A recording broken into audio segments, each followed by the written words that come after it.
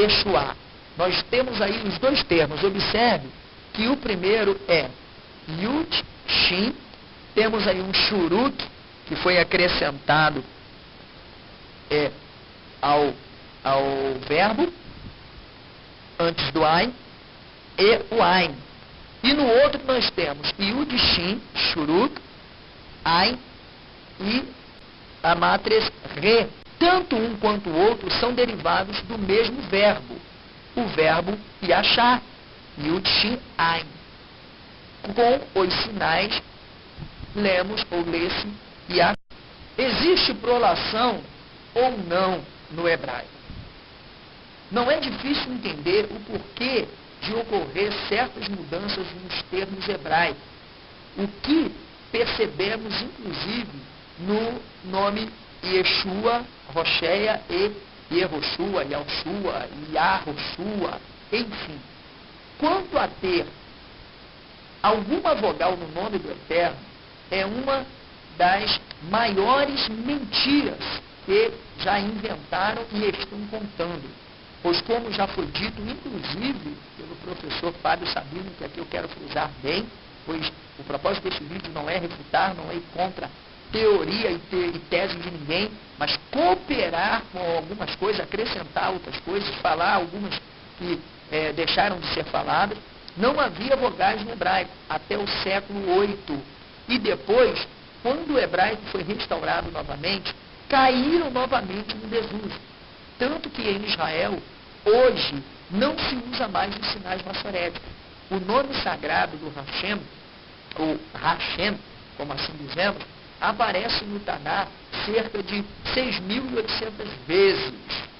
O tetragrama, Yud, Re, Vav, Ve, aparece mais de 6.800 vezes sozinho ou em conjunção, ligado, aglutinado a alguns termos, como no caso o próprio Yeshayahu.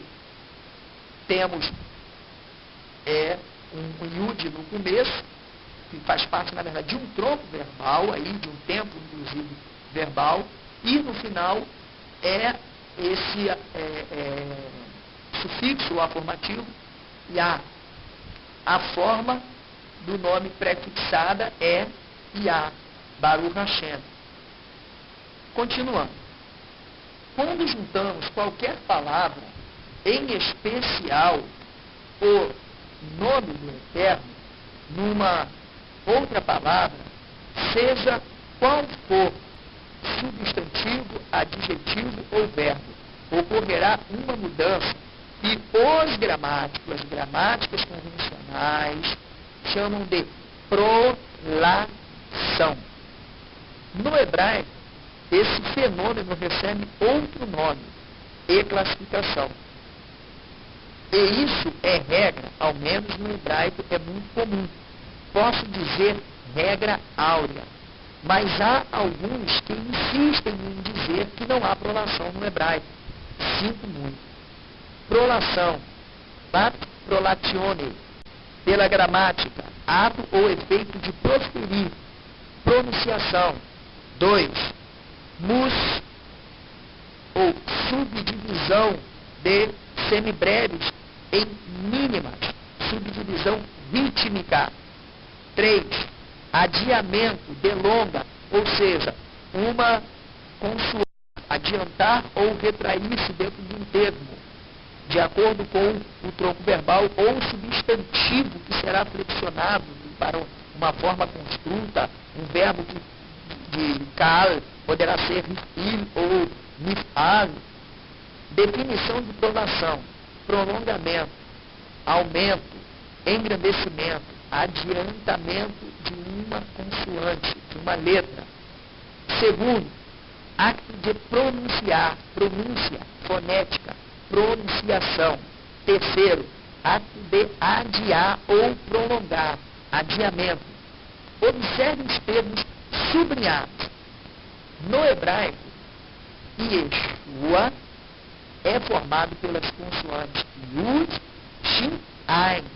Veja que no termo acima, em negrito, Yeshua aparece com uma matriz com um necudote, com um sinal no meio. Esse sinal não é um dagueche, é um necudote, para marcar que esta é uma matriz com som de U. Ela foi acrescentada, não há um fenômeno da gramática e nem neste verbo que permita isso.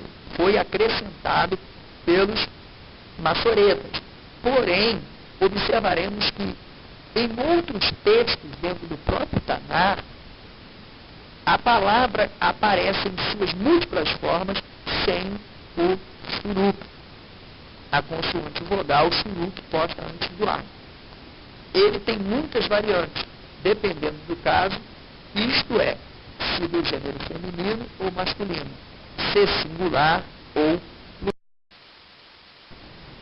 Analisando os termos, é muito importante que você preste bem a atenção nos termos que eu estarei listando agora para você.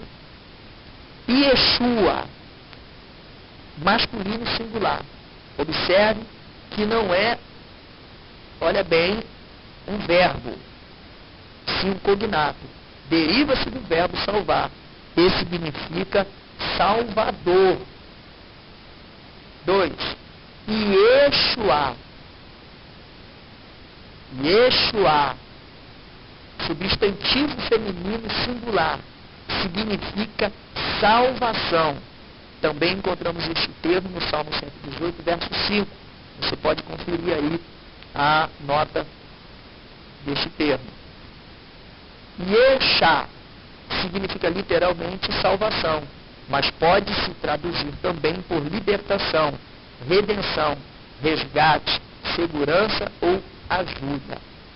Temos aí Yeshayahu ou Yeshayá, nome do profeta Isaías, que anteriormente ele já havia falado, considerando a forma das mátrix, das formas vocáricas que o re tem dentro da palavra. O nome do profeta seria Yeshayau. O shuruk, no final, é o pronome ele ou aquele. Yeshayahu significa ele. O eterno é a salvação. E Yeshayá significa salvação do eterno. Observação. O kamat, no fim da palavra, não existia na escrita. Repito, era entendido e usado a matre re, com som de A. Então o termo aí seria Yeshayá, do mesmo jeito. Yeshua significa também, ele será um salvador. Mas observe que os maçoretas também colocaram o sinal kamat, porém sem o re no final, apenas no ain, para mostrar que é um cognato, para dar outro significado. Temos agora aí uma aglutinação do verbo com um prefixo do tronco do rif-i mais um prefixo do imperfeito, do perfeito, melhor dizendo. Yehoshia significa ele salvará, masculino singular, da mesma raiz, Yud, Shin, Ain. Já o termo Yehoshua é um pronome pessoal, que muito embora seja uma contração do nome do Eterno com o verbo salvar, e que apesar de significar o Eterno seu auxílio, socorro, salvação, segundo o léxico, tem como raiz as letras Re, Vav, Re. Todos os nomes listados acima estão compostos por sinais maçoréticos. Yud, composto de Serê, mais Sheva, Ai mais Kamat e Ai mais Patá. E nota-se o ponto Nikud, que foi colocado aí no Vav, uma espécie de dagueche, não é um dagueche, mudando o Rolenbaden e o Shuruk, uma madre com som de U, dando a consoante esse som. A provável tese do nome: existir ser derivado. Daí o nome do Eterno, o grande, que é literal, Iawa. O V fecha a sílaba na palavra, logo não tem som de R, o que só ocorreria na junção dos termos. E isso não está de conformidade com o que disse um certo anjo do Eterno para Yosef, esposo de Miriam, explicando o significado do nome de Yeshua, porque ele salvará o seu povo dos seus pecados. Aí, veja o que diz em Mateus, Matitiarro, no capítulo 1, verso 21. Vamos analisar agora o termo, como aparece nos escritos antigos sem os sinais maçoréticos.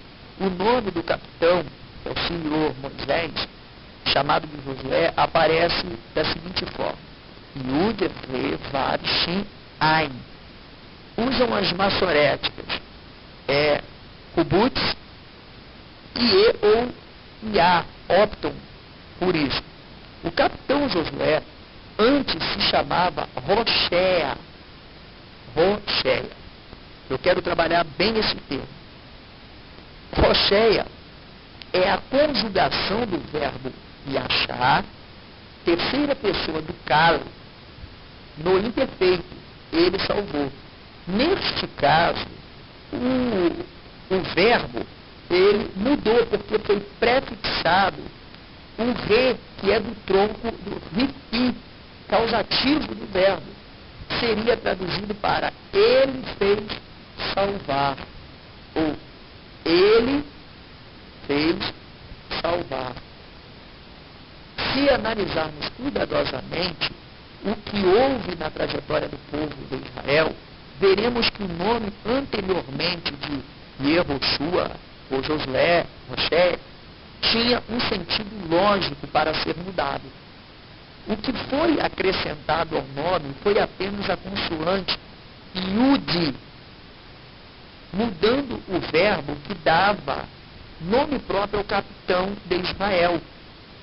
Ele chamava-se Rocheia, acrescentou-se um Yud apenas ao nome, e o verbo saiu de o verbo continua no tronco de fi, porém do imperfeito para o perfeito, mudando o verbo. O verbo teve o tempo mudado para o imperfeito do vi, devendo ser traduzido para ele fará salvar. Não existe nenhum prefixo do tetragrama no nome, como dizem. O que houve, na verdade, foi uma mudança verbal. Nós chamamos de nomes substantivados, que derivam-se até mesmo de verbos. Mesmo com o uso dos sinais, é possível observar o que ocorreu com o verbo. A letra Vav não começa a palavra, exceto quando conjunção. Por isso, o Yud inicia a sílaba do verbo. Inicia a palavra. E quando este se junta com outra palavra a fim de formar um nome, seja substantivo próprio ou adjetivo, o Yud é alongado, ele torna-se um Vav, voltando à sua forma de origem, que na verdade é Vav, não Yud. Explicando e exemplificando. Eu tenho o verbo Yud Shin Ain, que é Yashá, conforme diz os dicionários. Cadê o Vav aí? O Vav não faz deste tronco verbal e deste verbo no termo Yashá. Eu tenho um Yud, um Shin e um Ain. O que é isso? O verbo tem apenas 3 consoantes, não 4. Ishua. Seria isso?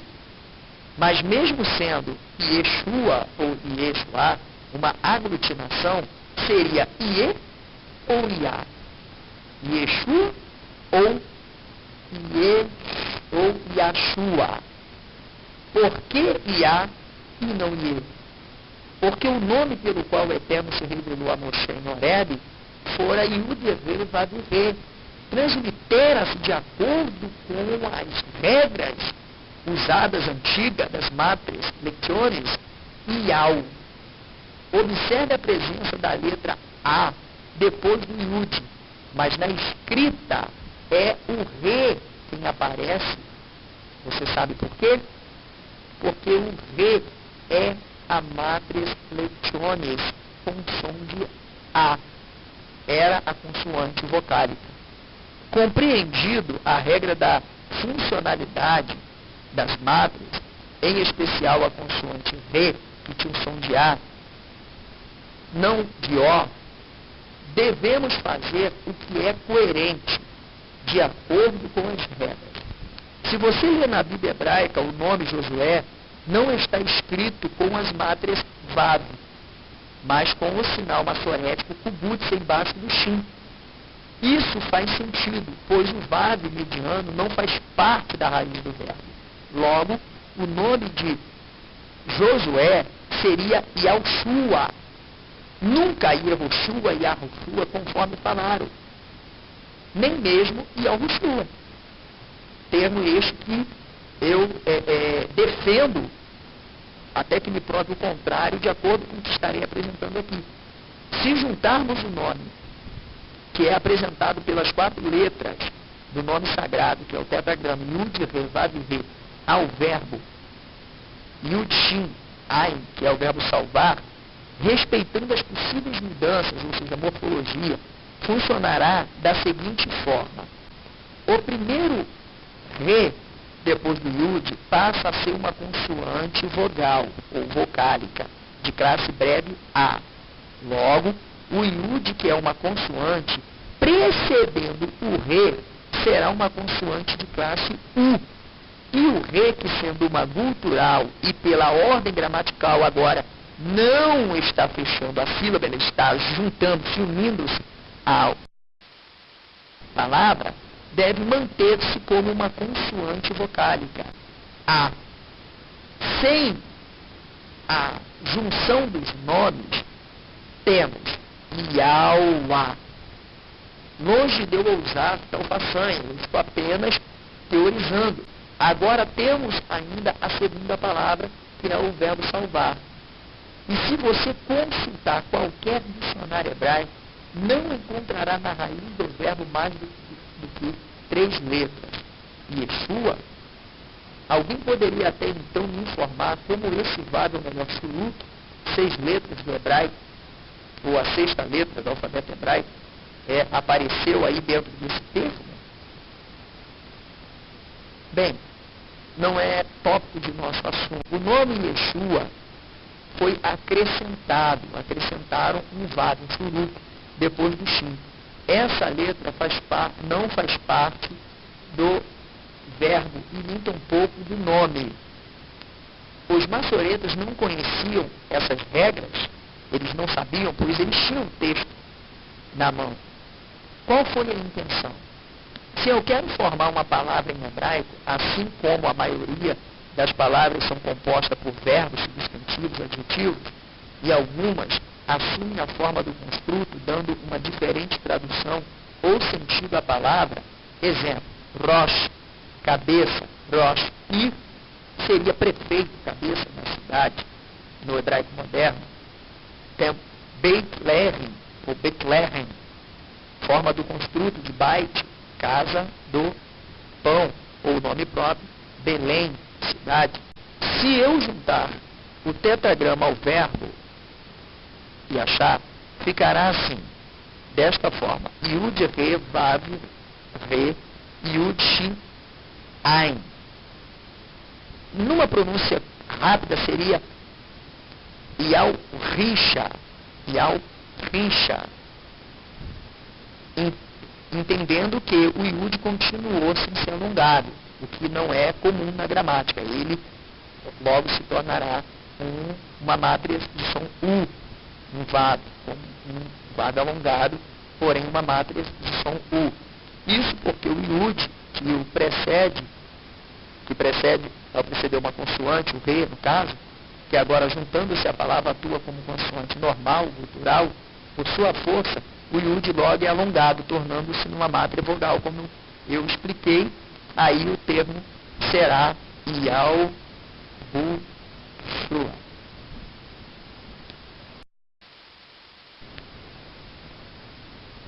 Uma breve exposição gramatical.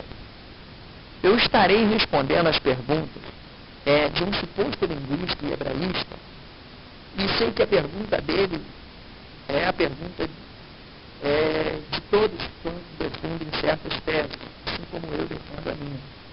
Né? Porém, aqui eu quero provar, elucidar, sedimentar, fundamentar meus argumentos, ao contrário do que alegou o nobre Razer em um debate comigo no seu blog. Não mencionarei o seu nome por questão de ética. A primeira pergunta o questionamento que eu sofri foi que ele disse que no hebraico não havia interpolação. E a minha resposta virão em ordem. E aí está a minha primeira resposta. Em 1948, juntamente com o Estado de Israel, fundava-se a Academia de Língua Hebraica, sucessora do Comitê de Língua Hebraica, fundado em 1890. As atribuições da Academia referem-se a todas as questões de normatização da língua hebraica, enquanto veículo de comunicação diária em todas as esferas da vida social do país. A partir desta normatização, surge três correntes. Haskalah, o iluminismo judaico. Você lerá aí quais eram os pontos que exigia-se e quais eram as visões dele. Aliote, que eram aqueles que faziam aliar, subiam ou migravam novamente para Israel, e Yehudi, Gaber e Brit, falava o hebraico, bem que Yehudá punha em prática tudo o que pregava, tanto que, quando nasceu seu filho Itamar, Yehudá proibiu que alguém se dirigisse a ele em qualquer língua que não fosse o hebraico, incluindo aí a mãe da criança. Itamar, então, foi a primeira criança que, em 1.600 anos, teve o hebraico como língua materna. E o terceiro grupo, os gramáticos, os linguísticos. Com a criação da Academia de Língua Hebraica, todo o processo de criação e divulgação de novos vocábulos foi centralizado e sistematizado, estando entre suas atribuições a seguinte tarefa: criar palavras e tomar decisões em matéria de terminologia, gramática, grafia e transliteração. As palavras novas e as decisões da ALH tornam-se, da Academia de Língua Hebraica, elementos obrigatórios nos programas escolares, nos livros de texto, dicionários e imprensas faladas e escritas. A Academia é responsável pelo hebraico falado nas transmissões de rádio nacional de Israel. Enfim, fora apresentar dentro disto algumas o que se estabelecia pelos acadêmicos de linguística era o seguinte: um padrão nominal de formação de substantivos. Apesar de existirem sinais diacríticos para representar as vogais que não fazem parte do alfabeto hebraico, as mesmas comumente são omitidas da escrita, estando presente apenas no texto bíblico, onde são vocalizadas por algumas consoantes guturais, como no caso o re, e em poesias ou em textos para iniciantes. Enfim, você poderá obter maiores detalhes entrando em contato comigo, e poderemos estar consolidando. A minha segunda resposta para ele com relação ao termo Yeshua, substantivo feminino singular. O significado dado pelo próprio rabino, pelo bloguista, em muitos de seus livros e vídeos, dos quais eu adquiri, Mas, como ele afirma ser formado pelas consoantes Yud, Shin, Vav, Ain, ele afirma que o nome Yeshua é composto de Yud, Shin, Vav, Ain, e diz que significa salvação, o que nenhuma gramática ou dicionário concordará. O léxico aponta as formas citadas pelo nobre rabino, e Yeshua significa também ele será um salvador. É a mesma pessoa, sim, porém estamos falando de significado. Ainda há a forma Teshuá, que é a terceira pessoa do feminino singular, ao contrário do que alegou o linguista. Isso vemos aí no léxico, na página 354 e a 358. Também na iniciação ao hebraico bíblico da gramática elementar, página 199.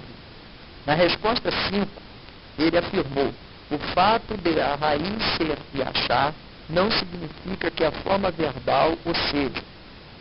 Um exemplo claro disso é o termo Rocheia, que inclusive era o nome original de Yehoshua. Não era o nome original, ele se chamava Rocheia. Passou a se chamar Yahushua, como nós falamos, ou essa forma interpolada Yehoshua, Yahushua. Enfim, eu dei essa resposta para ele aí, 5, 6 e 7 numa só. E eu disse, toda lá é Baruch Hashem, o rabino faltou essa aula mesmo. Vejamos como é escrito o nome do profeta, Rocheia, e por que aparece na seguinte forma. Será que, infelizmente, o rabino não sabe porque há um re antes do rolém, vav, como eles chamam, e qual é a raiz da palavra? A que tronco verbal pertence? Eu explico de forma bem simples. A primeira letra do nome Rocheia é um re, que é o afirmativo do tronco rif, ili, prefixado ao verbo yashá, ou ao verbo yud, shin, ain, tendo um kamatz no yud, sinal massorético que foi colocado, e um patar, shin. Preste bem atenção. No hebraico não há vav inicial, eu expliquei isso anteriormente, porque no hebraico nenhuma palavra pode começar com a letra vav ou começa, exceto quando conjunção. Por isso, no verbo, ao invés da forma aparecer com vav shin ain, ou rolem shin ain, o verbo aparece yud shin ain, que era a forma inicial. O vav tornou-se um yud. E, por sua vez, segundo as normas de gramática, ou gramaticais, com o prefixo re, ela passou a formar uma sílaba com o re no tronco verbal. Ela deixou de ser uma consoante primária e passou a ser uma consoante mediana. Logo, agora ela se tornou uma matre, porque forma uma sílaba. No hebraico, para cada consoante, uma sílaba. Logo, mesmo com as variações do termo Yeshua e seus combinados, o nome do profeta Rocheia passa a significar ele salva e não salvação. Se a forma fosse Yeshá ou Yashá, com Kamatz no Yud, tornou-se Rocheia, forma do Rif-I. Ele fez salvar, pois está no I imperfeito. 3. Letras são consideradas consoantes fracas no hebraico. Essas consoantes, quando usadas como vogais, se chamam, por isso, letras vocálicas, matres lectiones. Desde que foram inseridas, elas são conservadas de forma inalterada até hoje. E, por consequência disso, há também os verbos chamados. E aí está essas mudanças que eu falei que ocorrem na própria gramática hebraica e dentro do próprio texto, seja massorético ou texto antigo, proto-massorético ou não. Aparecem essas mudanças, consoantes, raiz, emudecimento, subtração, eférese, síncope, apócope, assimilação e transposição. As palavras são alternadas. Veja aí, Yeshua. Yeshua. Para Yeshua foi acrescentado um re para dar forma ao substantivo. Considerando-se a presença ou introdução dos sinais vogais no hebraico, mais uma vez o rabino cometeu outro erro. Quando uma vogal precede uma letra vocálica, forma-se um ditongo. Ainda que não tenha sinais, no som há um ditongal. Yeshua e Rocheia são encontros consonantais e não ditongais. Lembrando que no caso de Rocheia, a raiz do verbo é Yachá, onde está representado pela letra Vav na sua posição secundária, uma vez que a mesma não pode iniciar uma palavra, exceto quando conjunção.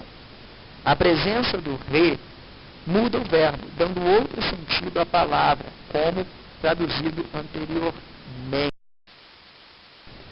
Agora eu quero mostrar para vocês a conjugação do verbo Yachá dentro do tronco Rifi. Eu separei aqui para você ver como ocorre essa mudança. Este verbo ele só aparece no tronco Rifi. Nos dicionários, ele está no Kali, porém, toda a sua mudança e conjugação ocorrerá no tronco Rifi. Então, eu tenho lá, a primeira pessoa do masculino, Roshiati, eu fiz salvar, Rocheia, ele fez salvar, e assim sucessivamente, designando a conjugação dentro, usando aí o tronco verbal como sujeito, sendo representados pelas terminações ou desinências. O léxico cita não só todos os vocábulos, como também todas as referências às respectivas passagens bíblicas, e traz todas as palavras que se derivam da raiz verbal e nominal, é o léxico do Sir Bright, a Hebrew English Lexicon of the Old Testament, ou seja, o hebraico inglês léxico do Antigo Testamento. E se você deseja consultar, consolidar, solidificar, ampliar, aguçar mais o seu interesse pelo estudo da língua hebraica e averiguar tudo que apresentei nesta videoaula, você poderá estar consultando aí as notas bibliográficas, das quais pude me valer para estar abordando essa temática. Espero que esse vídeo venha colaborar, contribuir para maior elevo de dedicação e estudo aí de todos os internautas, amigos que estão sempre na rede e blogando, debatendo e também postando seus vídeos aí no YouTube. Lembrando que este vídeo não tem por finalidade refutar ou contradizer ninguém. É apenas uma cooperação e uma consolidação desta possível teoria do uso das mátrias para o nome do Eterno e Yeshua. Que o Eterno possa te abençoar.